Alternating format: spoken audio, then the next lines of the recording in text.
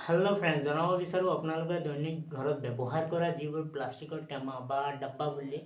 जीवर आपलोके व्यवहार करे तक आपलोके एनेकुवा धৰণৰ त्रिभुज आकार बा ट्रायंगल থকা আপুনি তাত একটা নাম্বাৰৰ आपलोके निश्चय आपलोके এইবোৰ নোটিস কৰিছে হয় এই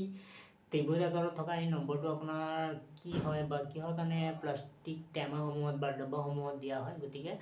আজিৰ এই ভিডিঅ'টোৰ জৰিয়তে জানিম গতিকে ভিডিঅ'টো ভাল লাগিলে এটা লাইক কৰিব হয় জনাব বিচাৰোঁ যদিহে আপোনালোকৰ প্লাষ্টিক যিবোৰ ব্যৱহাৰ কৰি আছে টেমা সেইবোৰত এনেকুৱা ধৰণৰ ট্ৰায়াংগলত থকা এই নম্বৰসমূহ এইটোৱে বুজায় এইটো আপোনাৰ কোনটো কেমিকেল বা প্লাষ্টিকৰ দ্বাৰা তৈয়াৰ কৰা হৈছে এইটোৱে বুজায় হয় আৰু ইয়াক 1 পৰা 7 টালৈ ডিভাইড কৰা হৈছে যাক কোৱা হয় ৰিজনিং আইডেন্টিফিকেশন কোড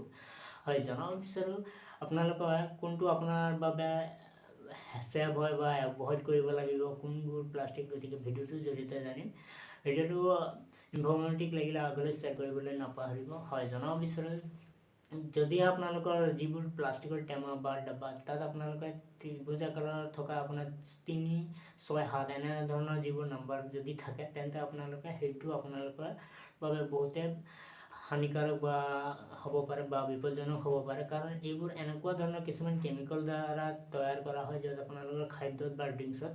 কিছুমান ডেঞ্জাৰাছ কেমিকেল ৰিলিজ কৰিব পাৰে হয় গতিকে আপোনালোকে এনেকুৱা ধৰণৰ ট্ৰায়াংগলত থকা 3 6 7 এইবোৰ নম্বৰ আপোনালোকে যিবোৰ প্লাষ্টিকসমূহত পায় এইবোৰ এভয়েড কৰিব হয় আৰু লগতে জনাব বিচাৰোঁ 2 4 5 এইবোৰ হৈছে আপোনালোকৰ সেভ হয় গতিকে আপোনালোকে এইবোৰ ব্যৱহাৰ কৰিব পাৰে ইয়াত আপোনালোকে কিন্তু আপোনালোকে তাত আপোনাৰ যিবোৰ খাদ্য হাই টেম্পাৰেচাৰ বা গৰম থকা এনেকুৱা খাদ্য আপোনালোকে তাত ষ্ট'ৰ কৰিব নোৱাৰে আৰু জনাব বিচাৰোঁ এক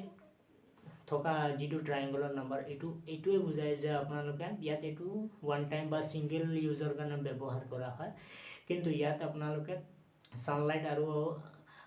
হাই টেম্পাৰেচাৰ পৰা আপোনালোকে দূৰত্ব ৰাখিব লাগে হয় গতিকে জনাব বিচাৰোঁ বৰ্তমান আপোনালোকৰ বাবে যিবোৰ প্লাষ্টিক টেমা বা ডাব্বা থাকে সেইবোৰত যদি আপোনাৰ 2 4 5 লিখা থাকে সেইবোৰ আপোনালোকে ইউজ কৰিব পাৰে বা আপোনালোকৰ বাবে সেভ হয় 3 6 7 যদি যিবোৰ প্লাষ্টিক সমূহ থাকে সেইবোৰ আপোনালোকে পাৰিলে এভয়েড কৰিব আৰু এক যিটো প্লাষ্টিক বা ট্ৰায়াংগলত থকা এই নম্বৰ যিবোৰ প্লাষ্টিক সমূহ পোৱা যায় বা টেমা বা ডাব্বা বুলি আপোনালোকে ব্যৱহাৰ কৰে সেইখিনি আপোনালোকে সিঙ্গেল ইউজ বা ওয়ান টাইম ইউজৰ কাৰণে ব্যৱহাৰ কৰিব গতিকে ভিডিঅ'টো ভাল লাগিলে এটা লাইক কৰিব আৰু প্ৰথমবাৰৰ বাবে চেনেলটো যদি ভিজিট কৰিছে আপোনালোকে আৰু এনে ধৰণৰ হেল্পফুল আৰু ইনফৰ্মেটিভ ভিডিঅ'সমূহ চাই থাকিবৰ বাবে পেজটো ফলো কৰি চেনেলটো ছাবস্ক্ৰাইব কৰি ৰাখিব